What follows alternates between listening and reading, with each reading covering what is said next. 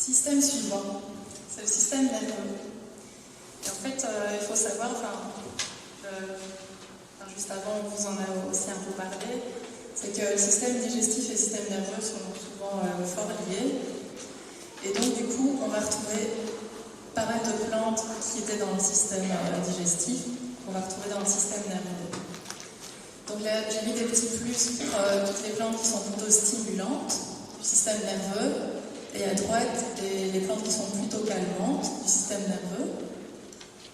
Et puis vous avez vu en bas, j'ai mis une plante qui n'est pas de chez nous, mais qui est très intéressante, qui est l'éleutérocoque, le ginseng de Sibérie, parce qu'il va équilibrer en fait le système nerveux.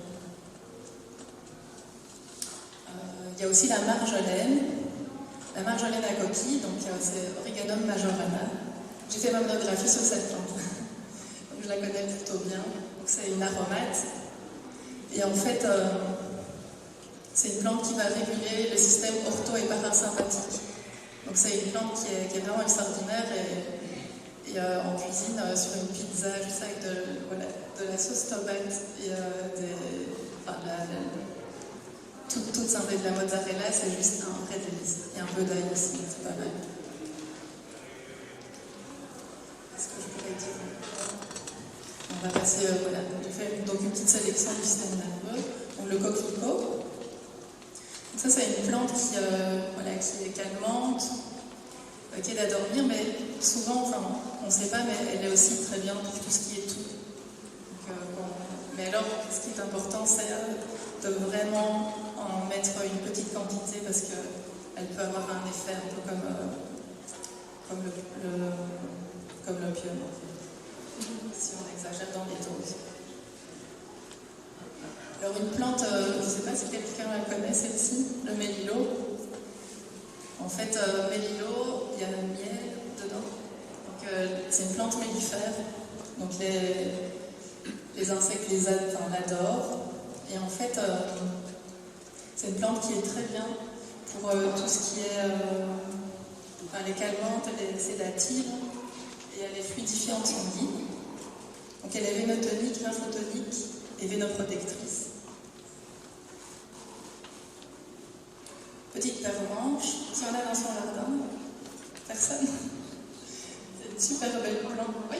Ah voilà. Sachez que c'est une plante, si vous voulez ne pas avoir Alzheimer et la maladie de Parkinson, eh bien, je vous invite à la consommer. Donc c'est pas les fleurs, c'est des feuilles qu'on va utiliser à ce moment-là. Donc parce qu'elle est fait circuler par les circulatives cérébrales. Et elle est aussi utilisée pour le diabète de type 2 et le sevrage chez les femmes qui allaitent, parce qu'elle contient des tanins. Plante suivante, la rose. Donc elle est potentialisatrice quand on met dans des mélanges avec les autres plantes, elle va potentialiser les effets et harmoniser aussi les autres plantes. Donc elle est tonique et neurotonique. Alors le millepertuis, qui a fait couler beaucoup d'encre, parce qu'en fait, du fait que c'est un antidépresseur et anxiolytique très puissant, aussi puissant que les anxiolytiques de synthèse. Et donc, par contre, si vous prenez des médicaments, etc., il y a des études, des milliers d'études qui ont été faites, et donc il y a une liste incroyable de contre-indications avec, si vous prenez d'autres médicaments. Et si vous ne prenez pas de médicaments, c'est vraiment une super plante que je conseille pour l'instant, avec la perte de luminosité. Donc, moi, je l'appelle le soleil intérieur. Donc, elle est aussi anti-inflammatoire et antalgique.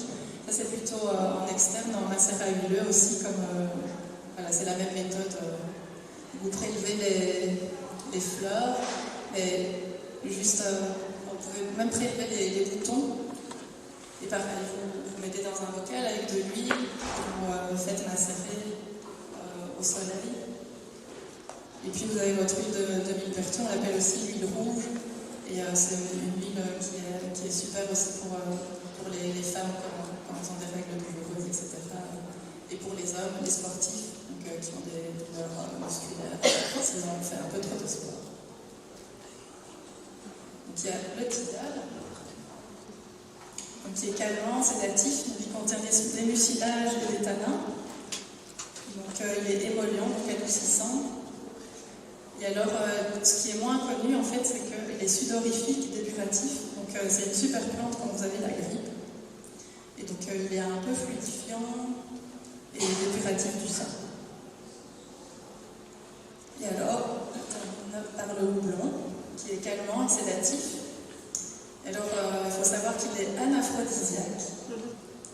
Et donc, les Anglais, ils ont trouvé une parade par rapport à cet effet-là. Donc, ils ont créé le ginger ale qui rajoute du gingembre. Et il faut savoir aussi que c'est une plante qui est œstrogénique, qui est anti-androgénique et galactogène.